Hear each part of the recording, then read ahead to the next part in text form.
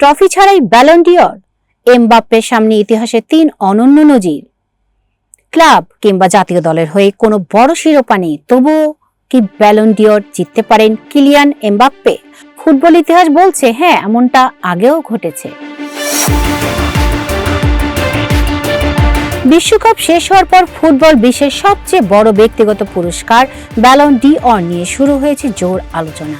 সেই দৌড়ে আছেন ফ্রান্সের তারকা কিলিয়ান এমবাপ্পেও।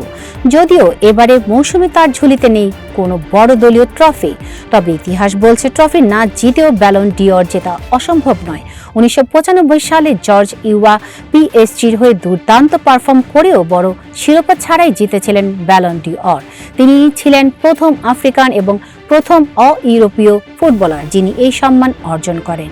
এরপর 2000 সালে লুইস ফিগো বার্সেলোনা ও পর্তুগালের হয়ে অসাধারণ মৌসুম কাটালেও কোনো বড় ট্রফি জেতেননি। তবুও ব্যক্তিগত নৈপুণ্যে জিনেদিন জিদানকে পেছনে ফেলে ব্যালন ডি'অর নিজের করে নেন।